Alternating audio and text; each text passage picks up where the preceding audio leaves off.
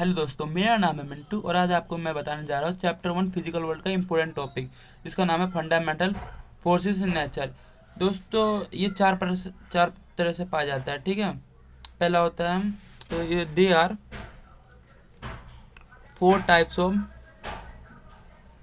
Four types of fundamental forces in nature. Fundamental forces in nature, चार प्रकार का nature में फोर्स पाया जाता है। ठीक है, हमारे नेचर में बस चार ही प्रकार का फोर्स पाया जाता है। ठीक है, फोर्स पहला होता है हमारा ग्रेविटेशनल फोर्स। ग्रेविटेशनल, ठीक है। और दूसरा होता है हमारा इलेक्ट्रो मैग्नेटिक फोर्स। ठीक है,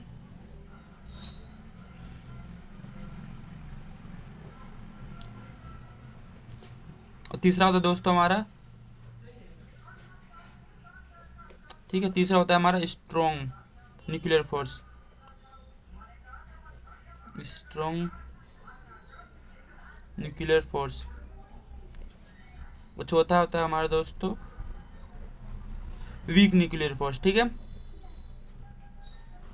वीक न्यूक्लियर फोर्स। तो कितने प्रकार का होगा? चार प्रकार का। पहला ग्रेविटेशनल फोर्स, दूसरा इलेक्ट्रोमैग्नेटिक फोर्स, तीसरा स्ट्रॉन्ग न्यूक्लियर फोर्स और चौथा वीक न्यूक्लियर फोर्स। ठीक है दोस्तों, ग्रेविटेशनल फोर्स क्या होता है, इसका डेफिनेशन करते हैं। ठीक है दोस्तों, तो ये होता है हमारा द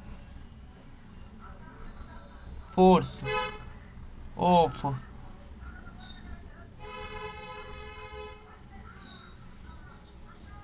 अट्रैक्शन। ठीक है, between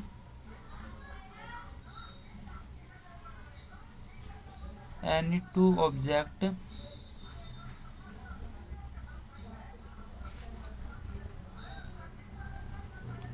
in this universe. In this universe is called, उसे क्या बोलेंगे हम? ग्रेविटेशनल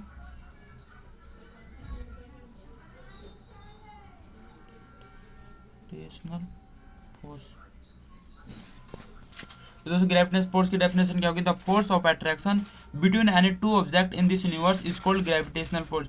मतलब किसी दो चीज़ के बीच में जो फोर्स ऑफ अट्रैक्शन लगता है उसे बोलते हैं ग्रेविटेशनल फोर्स। एग्जाम्पल के लिए मान लो, किसी सेब में से कोई भी मान लो फ्रूट नीचे गिरता है, तो किसकी वजह से गिरता है? ग्रेविटेशनल फोर्स की वजह से। हर दो चीज़ के बीच में ग्रेविटेशनल फोर्स होता है। ठीक है, तो दोस्तों चलो अब इसका हम फॉर्मूला लिखते हैं। ठीक है, इसका फॉर्मूला होता है F=G m1 m2/r²। तो इलेक्ट्रोमैग्नेटिक फोर्स का डेफिनेशन है the force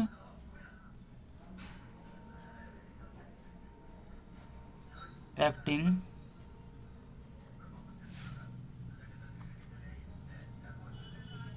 between any two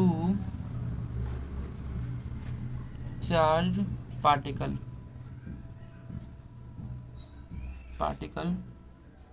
is called electromagnetic. तो दोस्तों, इलेक्ट्रोमैग्नेटिक फोर्स की डेफिनेशन क्या होगी? The force acting between any two charge particles is called electromagnetic force. मतलब कि दो चार्ज पार्टिकल के बीच में जो फोर्स लगता है उसको हम इलेक्ट्रोमैग्नेटिक फोर्स बोलते हैं। ठीक है दोस्तों, हम स्ट्रॉन्ग न्यूक्लियर फोर्स का डेफिनेशन लिखते हैं। इसका डेफिनेशन होता है the force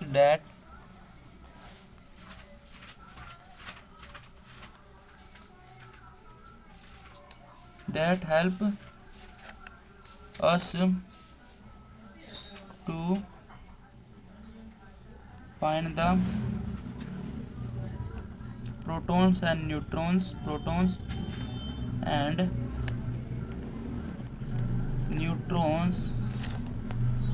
together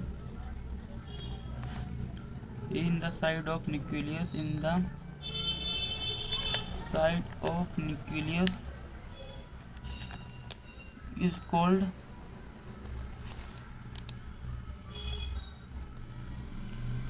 strong nuclear. तो स्ट्रॉन्ग न्यूक्लियर फोर्स क्या होता है? The force that help us to find the protons and neutrons together in the side of nucleus is called strong nuclear force. मतलब कि जो proton और neutrons को जिस फोर्स की सहायता से हम ढूंढते हैं, और जो किसकी साइड में प्रेजेंट रहता है? न्यूक्लियस की साइड में प्रेजेंट रहता है। इसकी सहायता से हम प्रोटॉन और न्यूट्रॉन्स को फाइंड कर सकते हैं। स्ट्रॉन्ग न्यूक्लियर फोर्स की वजह से ही हमें न्यूट्रॉन और प्रोटॉन मिलता है। ठीक है, तो इसका definition, the force that help us to find the proton and neutrons together in the side of nucleus is called strong nuclear force. ये पेपर में बहुत बार आता है।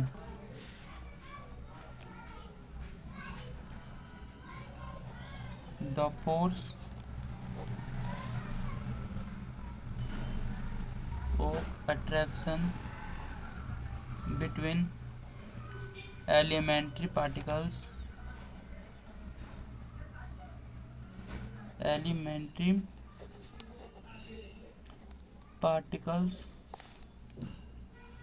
of short lifespan